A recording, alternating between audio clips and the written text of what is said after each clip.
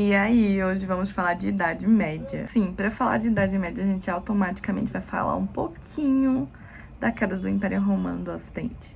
Como vocês bem sabem, o Império Romano ele vai cair por volta de 476 d.C.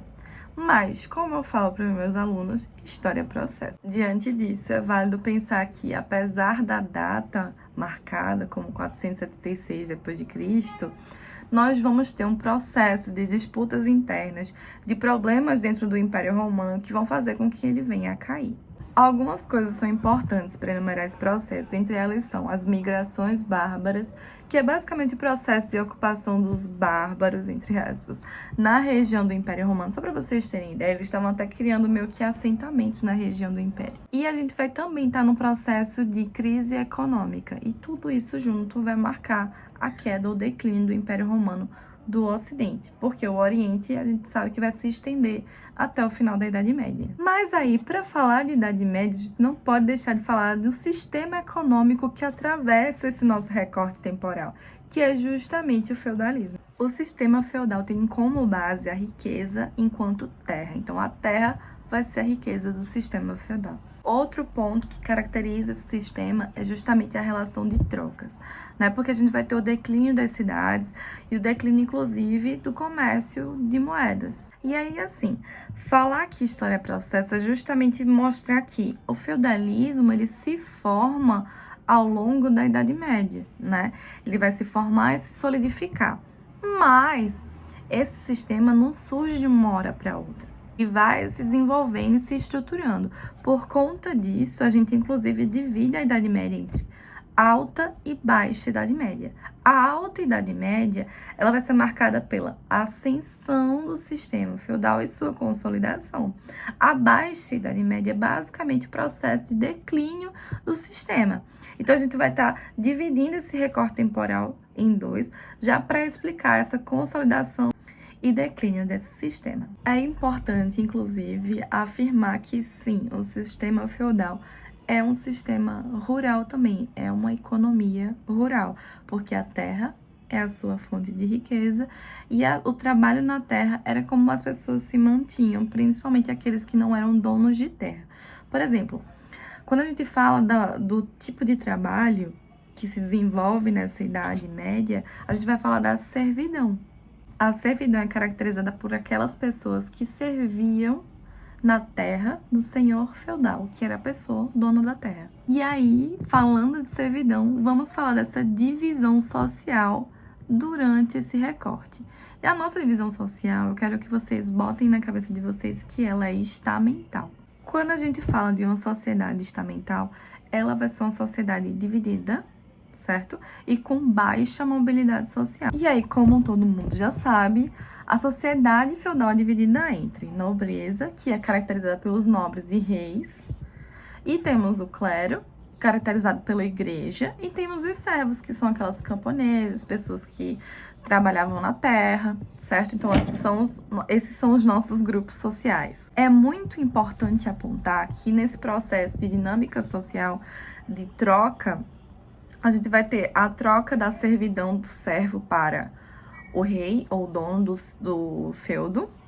E a gente também vai ter uma relação entre nobreza, né? De troca entre nobreza. E essa troca, ela também é chamada de suzerania e vassalagem. O suzerano é basicamente a pessoa que doa a terra e o vassalo é a pessoa que vai proteger a terra. Tem uma relação entre nobreza. Já aquele servo, existe uma diferença. Ele está basicamente trabalhando e ficando preso à terra. Por isso que existia pouca mobilidade social, porque o servo, como não tinha terra, ele está pagando imposto a partir do seu trabalho para o senhor. E aí, por conta disso, ele tem praticamente nenhuma possibilidade de crescer à medida que ele vai estar sempre preso a pagar algum tipo de imposto. Importante. Os impostos pagos pelos servos, eles têm vários nomes, como talha, corvéia e outros.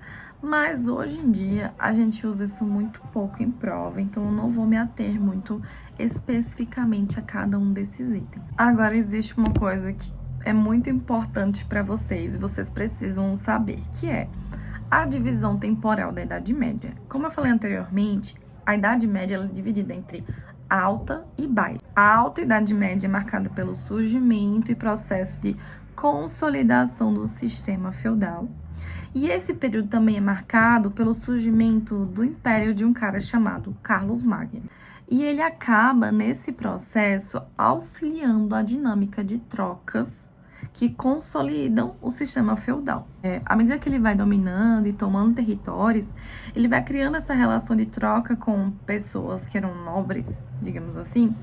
E aí aquela ideia do conde, do condado, se solidifica muito na dinâmica social administrada por Carlos Magno. Percebamos então que o sistema feudal ele vai se estruturando ao longo de séculos, não foi de uma hora para outra. Só para vocês terem ideia, a Alta Idade Média ela vai do século V ao século XI.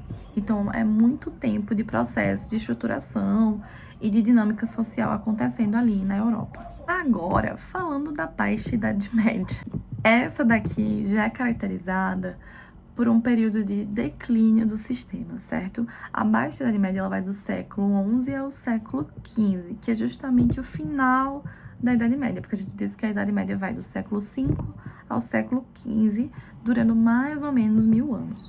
E aí essa Baixa Idade Média é onde tudo acontece, basicamente, o declínio do sistema, com o renascimento comercial e urbano, que eu vou fazer um vídeo só sobre isso para vocês.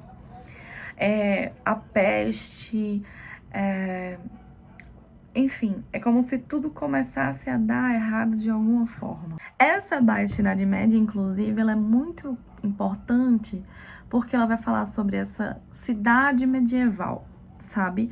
É como se a gente estivesse criando um novo estilo de cidade. Por exemplo, eu costumo dizer para os meus alunos que a cidade medieval, ela é formada ao redor dos feudos. Por exemplo, a gente vai ter o renascimento comercial e urbano à medida que nós vamos começar a ter um tipo de excedente de produção, crescimento demográfico, e é como se fosse uma necessidade de criar comércio.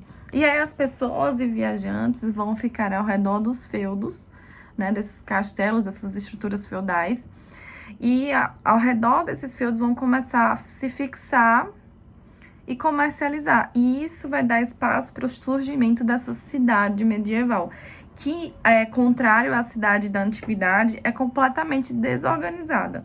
E por conta dessa desorganização, dessa falta de estrutura, a gente vai acabar, inclusive, fortalecendo o surgimento da pandemia, que vai ser a peste bubônica ou peste negra. E aí, só para vocês saberem, a peste bubônica ela vai surgir na Baixa Idade Média, causando uma crise econômica surreal na época, independente do recorte histórico. Mas aqui a gente tá falando de uma pandemia que foi uma das maiores da história e que matou quase, sei lá, 1/3 ou 1/4 da Europa. É importante apontar, já que a gente tá falando dessa cidade medieval, que vão surgir burgos, né? E esses burgos são essas estruturas que vão dar espaço ao surgimento dessa cidade por conta dessa zona de comércio. E aí, por isso, também a gente vai chamar que esses comerciantes eram burgueses. Mas um ponto importante a base de formação da burguesia é no final da Idade Média, na Baixa Idade Média, mas a burguesia se consolida no processo do iluminismo do século XVIII, que aí são as revoluções burguesas e etc. Mas a sua base de formação é no final da Idade Média. Galerinha, eu vou terminar esse vídeo para ele não ficar tão longo e eu vou gravar um outro vídeo sobre a questão religiosa na Idade Média. E aí depois a gente vai gravar outro sobre o processo de renascimento comercial, cultural e científico.